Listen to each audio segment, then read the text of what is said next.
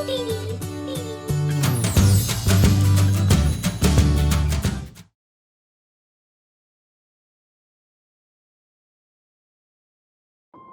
शहर में सुशीला अपन बेटा विकास के साथे हंसी खुशी रहत रही। विकास के पढ़ाई पूरा हो गल रहे, यही से ऊ एगो अच्छा नौकरी के तलाश में लाग गईलन। बबुआ तने नीमन से खा लिया, फिर का पता कब खइबा तू। हाँ माई, तोहार हाथ के खाना तब बाहर खोजल मुश्किल बा और हमरा लाऊ खाना खायल भी बहुते मुश्किल होला। हाँ ई तो हमरा मालूम बा। हम तो पूरा दिन इहे सोच के परेशान होखिला कि हमरा जाए के बाद तहार का होई। माई सुबह सुबह नैसन मनहूस बात मत करा। तू हमेशा हमार संगे रहबू। अभी तो हमार नौकरी भी नहीं खे लागल और हमार ब्याह भी तो होखे के बा। बबुआ एक दिन तो सब केहू के जाए के बा, बस ऐसा ही बोल देनी हा। जाना तानी माई, पर अभी तो तोहार जिंदगी बाकी बा, तो मुँह पे ध्यान मत द, समझ लू। ठीक बा बबुआ, अब से ध्यान रखब। चला माई, बाय, सांझ के मिलेम। ठीक बाटे बेटा। ऐसे ही कुछ दिन बीत जाला, पर विकास के नौकरी ना मिलल, पर तबो वो अपन कोशिश जारी रखलन। फिर एक दिन, माई आज हम बहुते खुश बानी। का भइल बबुआ? माई हमार नौकरी लाग गईल। अरे वाह, ये तो बहुते खुशी के बात बा बबुआ। हाँ माई, आज हमरा ला बहुते खुशी के दिन बा, सच में माई। नौकरी के बात सुन के विकास और उनकर माई दोनों जन बहुते खुश भइले। वहाँ अगला दिन से विकास काम पर जायल शुरू कर देलन। माई ऑफिस ला नया कपड़ा लत्ता भी किने के बा। हाँ बबुआ, ऑफिस खातिर तो अलग से कपड़ा खरीदे के ही पड़ी, पर आज तो तू ऐसे ही चल जा। और हाँ, काम के पहला दिन बा तो दही खा के जा। माई चला, अब हम चलत तानी, सांझ के मिलेम। वहाँ विकास के गईला के बाद सुशीला खुद से ही बात करे लगली। से हमरा अकेले रहे के आदत डाले के ही पड़ी। विकास के बिना तो आज दिन ही नहीं खे कटत। उ रहत रहे तो घर में कितना रौनक रहत रहे। सुशीला के दिन विकास के बिना ना कट पावत रहे, पर जैसे तैसे उ आपन मन लगावत रही। वहाँ विकास भी सांझ होते घर आ गईले। कैसन बारू हमार माई? ठीक बानी बबुआ, तू ठीक बारा नु? माई हमू ठीक बनी। कैसन रहल काम के पहला दिन? बहुते अच्छा रहे। बस वो आखिरी दिन रहे जब विकास और सुशीला ठीक से बात कैले रहले। उ दिन के बाद से धीरे धीरे विकास अपन काम में मगन हो गईले और उनकर ज्यादा से ज्यादा समय ऑफिस के काम में बीते लागल। वहाँ सुशीला के उम्र होखे लागल, जे कारण उ अपन ठीक से ख्याल न रख पावत रही। तोहरा के का होता? तू बहुते कमजोर लागत आरू। कुछो ना बबुआ, हम ठीक बानी। अब बूढ़ हो गइल बानी तो कमजोर तो लागे नु। माई तू ना दवाई ले लू ना दोपहर के खाना खैलू। ना बबुआ, हम खा ले बानी। तू झूठ बोला तारू माई। ई देखा, भोर में जितना दवाई रहे उतना अभी तक बा। खाए के बर्तन भी ऐसे नहीं पड़ल बा। तू खाना ही नहीं क्यों बनैले? बोला कुछ काहे नहीं क्यों बोलत? तो हाथ झूठ पकड़ लेनी यही लानू। तू बहुते दिन से ऐसे ही करत तारू। हम तो हाथ ठीक से देखभाल भी ना कर पाएनी। यही ला हम सोचले बानी कि रौरा के हम वृद्धाश्रम में छोड़ आए। अरे ना हो बबुआ, हम तोहरा बिना ना रह पाए। वहाँ तोहार ज्यादा देखभाल हुई माई, और हम आएम नु वृद्धाश्रम तोहरा से मिलले। हम काले भोर में तोहरा के वहाँ छोड़ देम और वही जा से ऑफिस चल जाएम। सर, हम अपन माई के एजा रखे आयल बनी। हम नौकरी करेनी त हमरा के अपन माई के देखभाल करे के मौका ना मिल पावेला। कौनो बात नहीं खे, ऐसे ही लोग अपन माई बाबूजी के रखे आवेला। हम यहाँ ना रह पाए। माता जी, रौरा के यहाँ कौनो परेशानी ना हुई। हमनी के राउर पूरा तरह से देखभाल करेम सन। हम अपन बेटा के साथे रहे के चाहतानी। माई हम आवत रहेम तोहरा से मिले। अभी हम जातानी, ठीक बा?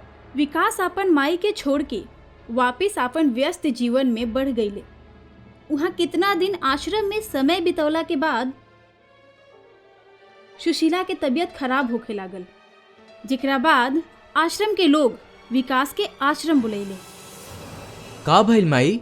कुछो ना बबुआ, उ तनी तबीयत बिगड़ गईल रहे। तू हमरा के घरे ले चला, हम अपने आप ही ठीक हो जाएम।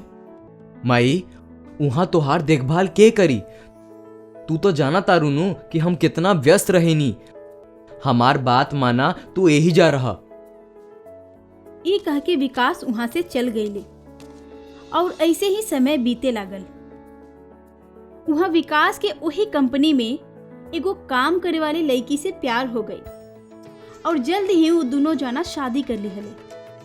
हम ऑफिस के काम से कुछ दिन ला शहर से बाहर जाता नहीं। अपन ध्यान रखिया, ठीक बा? ठीक बा, पर कहिया ले आएम? अभी कुछो पता नहीं खे, हम फोन करके तोहरा के बता देम। Bye bye. हे भगवान, इतना सारा काम हमरा के अकेले ही करे के पड़ी। लागता माई फिर से घर जाए के जिद करत तारी। विकास के फोन पर एक के बाद एक कितना फोन आवे लागल, जवना से परेशान होके वो ओ नंबर के ब्लॉक कर देलन और अपन काम में मगन हो गईलन। अब जल्दी से अपन काम निपटा लेतानी। रउआ कैसन बानी? सब ठीक बानू? हाँ, सब ठीक बा। तू कैसन बारू? जी ठीक बानी। कितना दिन से माई के फोन आवत रहे, लेकिन हम उनका से मिले ना जा पावत रहनी। अब फ्री बानी तो मिल आए उनकरा से। हाँ, रउआ मिल लेवे के चाही। विकास अगला दिन अपन माई से मिले के बाद सोच लेलन। वहाँ रात बहुते हो गई रहे तो वो सुते चल गईलन। तब रात के 2 बजे केहू दरवाजा पर बाटे, तनी देखी ना। अभी देखा तानी। अरे माई, तो इतना रात के यहाँ कैसे आईलू? अब बबुआ, हमार मन ना लागत रहे। हम तोहरा के बहुत फोन करनी, लेकिन तू फोन ना उठैला तो हम आ गईनी। माई, हम तोहरा से मिले आवत रहनी नु, तो इतना रात के काहे आईलू तू? वैसे भी तोहार तबीयत इतना खराब रहेला, कुछ हो जाए तो? हमरा कुछो ना होई, हम ठीक बानी बबुआ।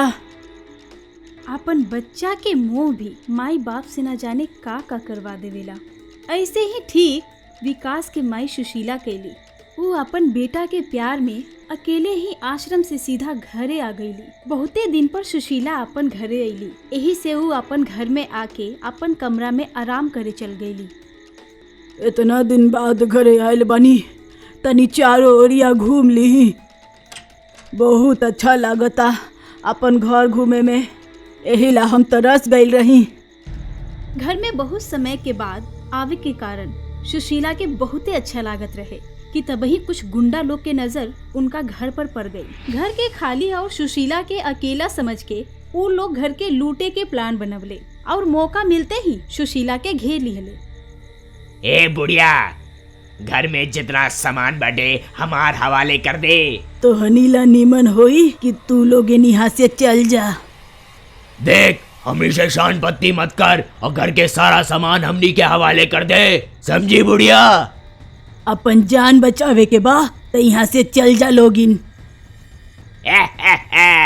हमनी के छोड़ अपन जान के परवाह कर बुढ़िया। चल, अब सारा सामान हमनी के हवाले कर दे। ना देम। अभी बतावा तानी तोहरा के। हाँ, ई का? सुशीला के भूतनी बनत देख के वो गुंडा लोग के हालत खराब हो गई और वो लोग वहाँ से भागे लगले कि तबही भूतनी बनत सुशीला ओकनी के अपन जादू से रस्सी में बांध के कैद कर देली। कहले रही नू कि अपन जान बचावे के बा तो यहाँ से भाग जा लोगिन। भूत भूत भूत, बचावा केहू, बचावा। चिल्ला मत, अगर हमार बच्चा लोगिन उठ जाई है तो हम तोहरा लोग के ना छोड़े। हमनी के मत मारी, हमसे गलती हो गई।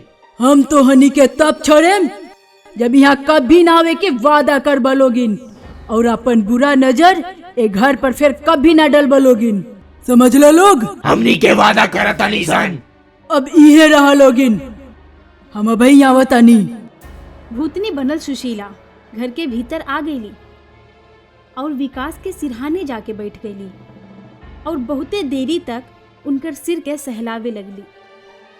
वो अपन आँख में आंसू के समुंदर लेके सुशीला अपन बेटा के निहारत रही कि तबही एक आंसू के बूंद विकास के मुंह पर गिर गई कि तबही विकास के नींद खुल गई। माई बचावा बचावा बचावा भूत भूत बचावा के हमनी के। ये आवाज कहाँ से आवता? बाहर से आवत रहे आवाज के सुन के विकास और उनकर पत्नी बाहर गईले। विकास के बाहर के नज़ारा देख के वहाँ के हालत समझे में तनिको देर ना लागल, जेकरा बाद वो अपन माई के बुलैले। बहुते देरी ले जब उनकर माई ना अली तो वो वृद्धाश्रम में फोन कैले।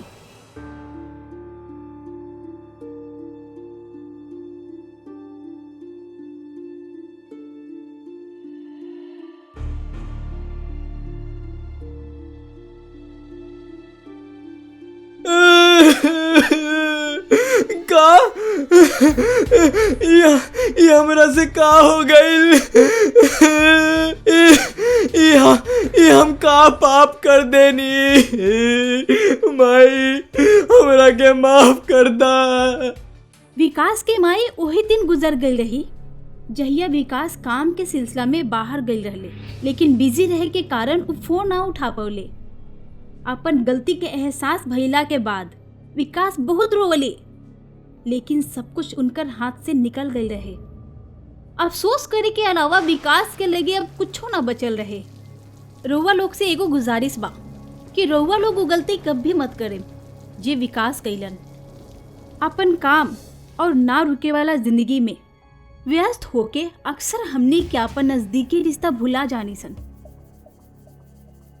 और ज्यादातर तक खून के रिश्ता के अहमियत देवे के बा वो बंद कर देवे निसन।